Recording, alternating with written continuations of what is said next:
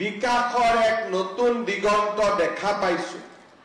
আজি কাৰ্বি আংলঙৰ বিকাশৰ সৈতে সংগতি ৰাখি আমাৰ কাৰ্বি আংলং জিলাৰ অংগনবাদী চেণ্টাৰসমূহত আমি যাতে শিশুসকলক সকলো ধৰণৰ সুবিধা আগবঢ়াব পাৰোঁ, তাৰ বাবে বিভিন্ন শিক্ষণ সামগ্ৰী বিতৰণৰ বাবে আজি আমি ইয়াত উপস্থিত হৈছোঁ।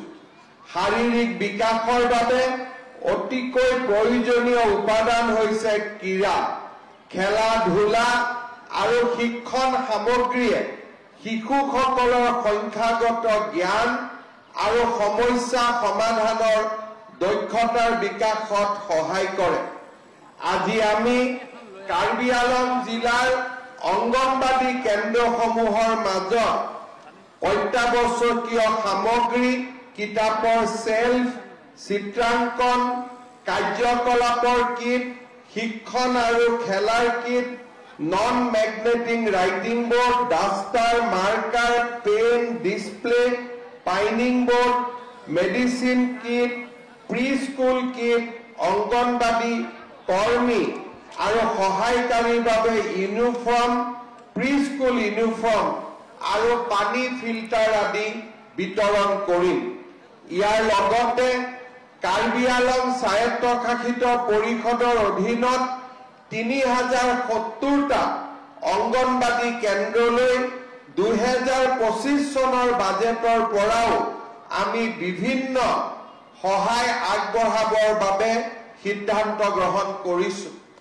আজি আমাৰ ইয়াত কাৰ্বি আংলং জিলাৰ 3070টা অংগনবাদী কেন্দ্ৰৰ সহায়িকা আৰু আমাৰ কৰ্মী বাইদেউসকল উপস্থিত আছে। আজি বহুদিনৰ পৰা আমাৰ কাৰ্বি আংলঙৰ লগতে অসমৰ অংগনবাদী কৰ্মী আৰু সহায়িকা বাইদেউসকলে তেওঁলোকৰ দৰমহা বৃদ্ধিৰ বাবে আমাৰ চৰকাৰক অনুৰোধ জনাই আহিছিলে।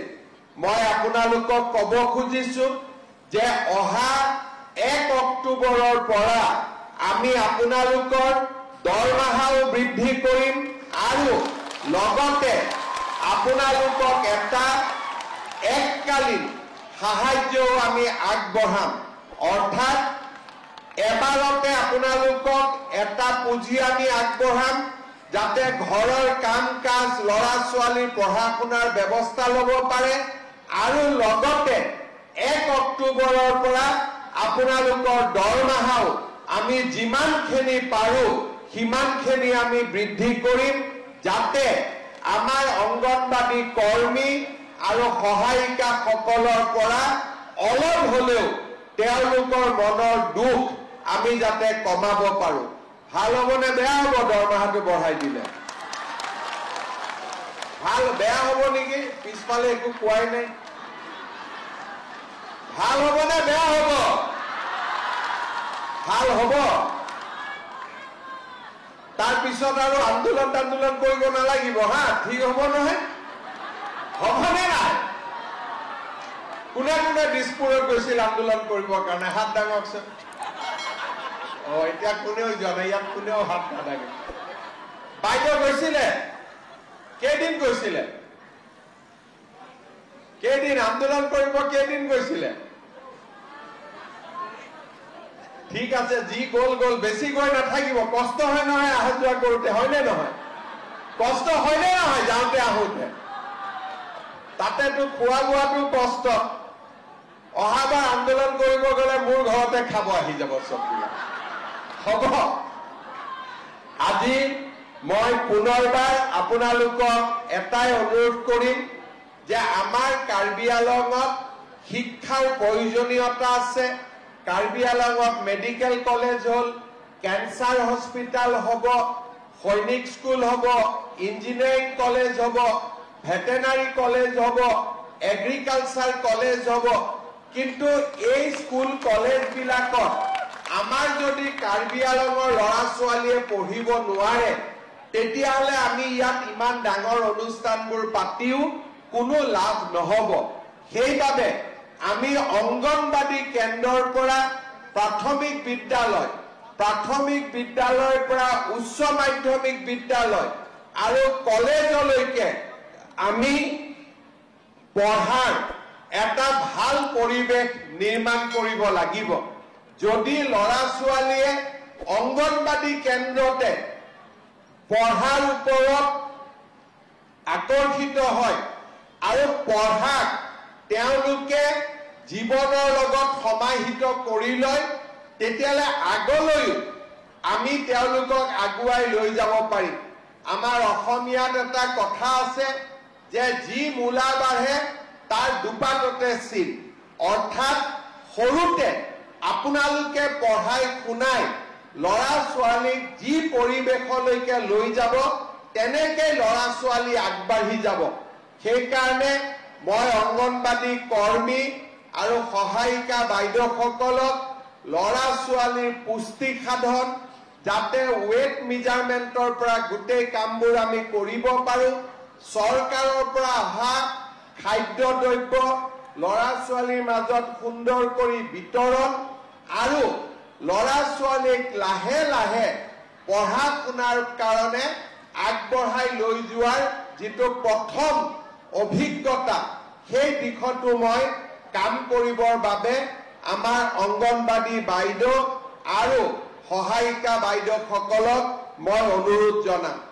শ্ৰদ্ধা ৰাইজ, আগতে কাৰ্বি আলং স্বায়ত্তশাসিত পৰিষদৰ অধীনত 3070টা অংগনবাদী কেন্দ্ৰলৈ 2025 চনৰ বাজেটৰ পৰাও আমি বিভিন্ন সহায় আগবঢ়াবৰ বাবে সিদ্ধান্ত গ্ৰহণ কৰিছোঁ। আজি আমাৰ ইয়াত কাৰ্বি আলং জিলাৰ 3070টা অংগনবাদী কেন্দ্ৰৰ সহায়িকা আৰু আমাৰ কৰ্মী বাইদেউসকল উপস্থিত আছে। আজি বহুদিনৰ পৰা আমাৰ কাৰ্বি আলঙৰ লগতে অসমৰ অংগনবাদী কৰ্মী আৰু সহায়িকা বাইদেউসকলে তেওঁলোকৰ দৰমহা বৃদ্ধিৰ বাবে আমাৰ চৰকাৰক অনুৰোধ জনাই আহিছিলে। মই আপোনালোকক ক'ব খুজিছো যে অহা 1 অক্টোবৰৰ পৰা আমি আপোনালোকৰ দৰমহাও বৃদ্ধি কৰিম আৰু লগতে আপোনালোকক এটা এককালীন সাহায্যও আমি আগবঢ়াম।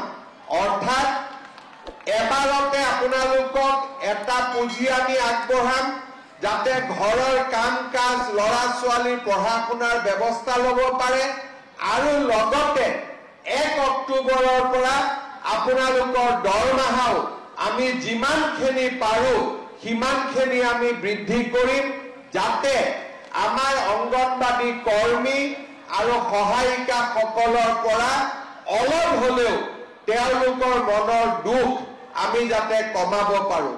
ভাল হ'ব নে বেয়া হ'ব দৰমহাটো বঢ়াই দিলে?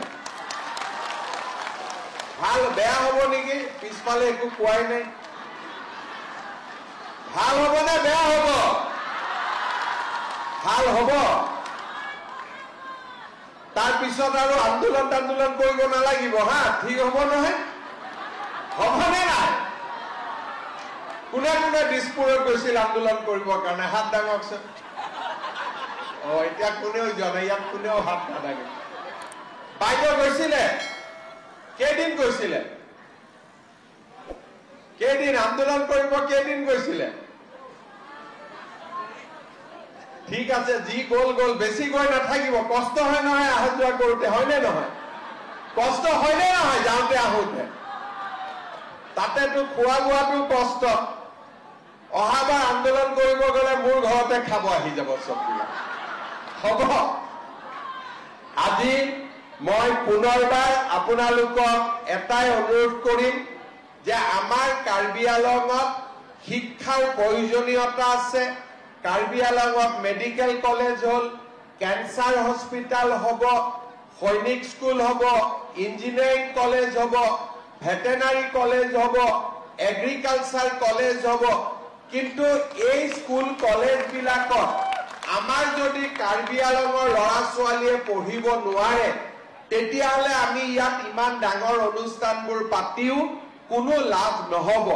সেইবাবে আমি অংগনবাড়ী কেন্দ্ৰৰ পৰা প্ৰাথমিক বিদ্যালয়ৰ পৰা উচ্চ মাধ্যমিক বিদ্যালয় আৰু কলেজলৈকে আমি পঢ়াৰ এটা ভাল পৰিৱেশ নিৰ্মাণ কৰিব লাগিব। যদি ল'ৰা ছোৱালীয়ে অংগনবাড়ী কেন্দ্ৰতে পঢ়াৰ ওপৰত আকৰ্ষিত হয় আৰু পঢ়াক তেওঁলোকে জীৱনৰ লগত সমাহিত কৰি লয়, তেতিয়ালে আগলৈ আমি তেওঁলোকক আগুৱাই লৈ যাব পাৰিম।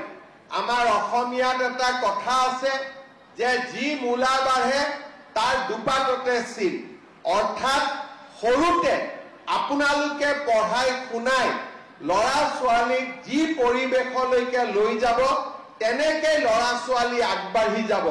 সেইকাৰণে মই অংগনবাড়ী কৰ্মী আৰু সহায়িকা বাইদেউসকলক ল'ৰা ছোৱালীৰ পুষ্টি সাধন যাতে ৱেট মেজাৰমেণ্টৰ পৰা গোটেই কামবোৰ আমি কৰিব পাৰোঁ, চৰকাৰৰ পৰা অহা খাদ্য দ্ৰব্য ল'ৰা ছোৱালীৰ মাজত সুন্দৰ কৰি